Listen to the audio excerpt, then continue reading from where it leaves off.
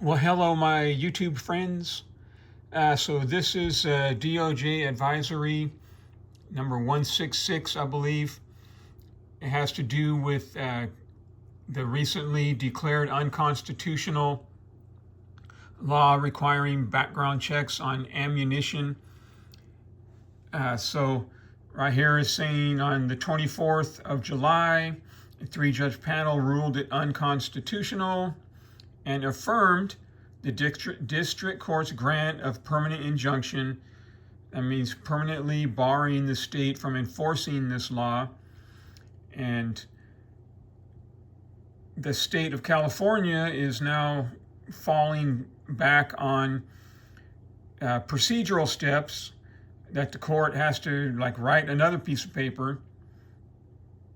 And so down here at the bottom, accordingly, California's background check requirements for ammunition purchases currently remain in effect and should continue to be followed by dealers and sellers until further notice.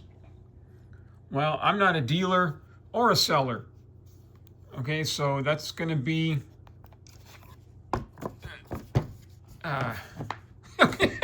I'm not a dealer or a seller. Now, I do have a box on my table, and it's from MidwayUSA. Let's see what's in it, since I'm not a dealer or a seller.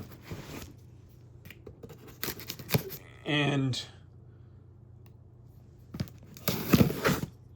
we'll see. Okay. All right, there's a box in a box. Now let's open that one.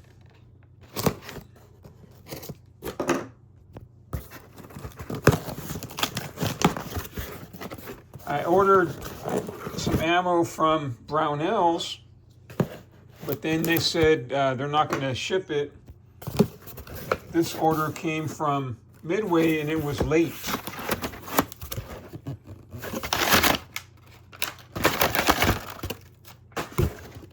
And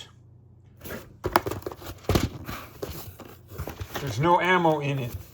There's no ammo in it. But there are primers. Winchester small rifle, 1000.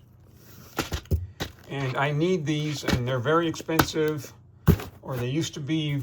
Anyway, so I need these. And there's a $20 hazmat fee.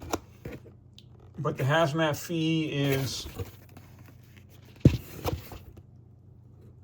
well, look how bright that line is right there. It doesn't look that bright to the naked eye. I can't even tell, it's looking at that right there, I can't even tell that line's there. Just looking at it, unless I look in the camera. But regardless, so I need these, and it ain't even really worth it to load plinking ammo for the 223 for the time involved and the price when all the parts are added up. It's cheaper. Well, it's not cheaper as far as dollars, but the time that I'm spending processing the brass and then loading the ammo, and once this ruling takes effect and I'm able to just order directly from the online dealers, and I can get 1,000 of them for $450, 1,000, complete rounds, a bulk purchase of ammo, then that's what I'll have to start doing again. Oh, I was saying so the $20 hazmat fee, it's per shipment. So I was going to get 2, and then with the $20, well, let me get 3 boxes, 3,000 rounds, and that will divide the $20 over 3 boxes, not just one. So, okay, I'm not going to jail just yet. All right, I haven't broken any laws, but it's interesting. So if there had been ammo in here, would I be in legal peril? Would the California DOJ send its thugs to come raid my house? Would they seek a warrant and come bust my door down? Would the enforcers of the state come murder me to enforce a law that has been ruled unconstitutional? I don't know. We almost found out. Or, we almost took step one down that path. But it's interesting thought process. It's something to consider, because if there have been ammo, I would have shown it. I don't care.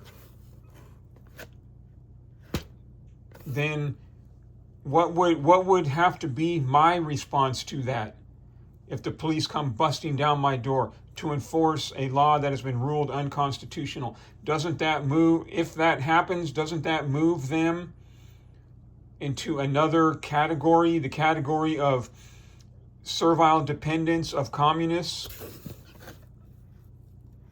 I guess we'll have to wait to find out. All right, my friends, you have a good day.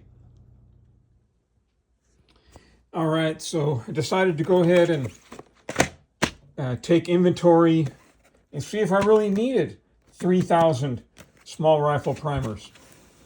Okay, so all right, let's see here. So this, and I often put little notes in there, ready for primers, and I bought these at an estate sale. That's I guess a 50 caliber. Oh, all right, but these are typically called 50 caliber ammo cans. Anybody want to guess how many that is? They've been fully processed and are ready for loading. They've been tumbled, trimmed to length. The case mouth has been chamfered.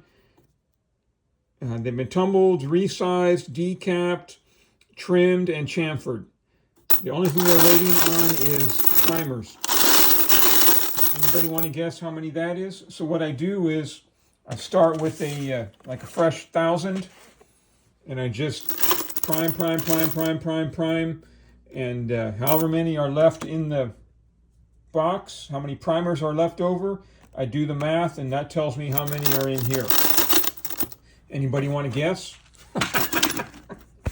A couple other things I discovered. So these right here, okay, they've been tumbled. So these are beginning the process. But I didn't have any primers, so I kind of got bored with that. This has more that have been tumbled, right? In the tumbler, they've been cleaned, tumbled, cleaned, and polished. But then I have to spray lube and then run them through the resizing die, which also punches out the primer. Then I got to wipe off the spray lube, and then I got to check the length and either trim them to length and then chamfer, or if they're short enough, I just check the case mouth. So if you ever see me like going like this, so what I'm doing is I'm spinning the case, but I'm holding like my index finger against the mouth, and if it feels nice and smooth, then it's good to go. If I can still feel the crimp, then there's more work to do. So, but these have been tumbled. That's part of the process. First, you got to separate them, then clean them. 1, 2, 3, 4, 5. Let's see what we got here. Okay. Now this one has more, and these, see, when you see me going like that, I'm checking the case mouth. And these feel good. So these are ready to be primed. Anybody want to guess how many that is? Okay, so these look like they've been tumbled. They look nice and clean, but they haven't been resized and decapped yet. Anybody want to guess what a big coffee can holds? Because that one's full. This holds. So I got another one, and those are nice and clean. And I can't really check it doesn't matter if the mouth is good or not, you know, until I pull the, or punch out the primer. But since I pick up always and reuse my brass, there's a good chance that they're underneath, or they're at the trim to length, underneath maximum case length. So, anybody want to guess how many are in there? This has, these are dark. If you can tell the difference right there. So these have not been tumbled. They've been separated. They've been picked up off the ground and separated out from the rocks and the 9mm and the 45 and the 308. And so these are just starting. I have to tumble them and then resize them. And over here, and see, these are the brass is relatively fresh. It's only been twice fired. And I didn't even know I had these. These are good to go. They're ready to get loaded. See that primer? There's no dent in the middle of it. So what I'm going to do, that one right there, this other can. So I'm going to put primers in these and then put them in this one. And then this box right here, I'm going to keep those separate because they're from a different batch, so to speak. I don't know. Any guesses? All right, my friends, you have a good day.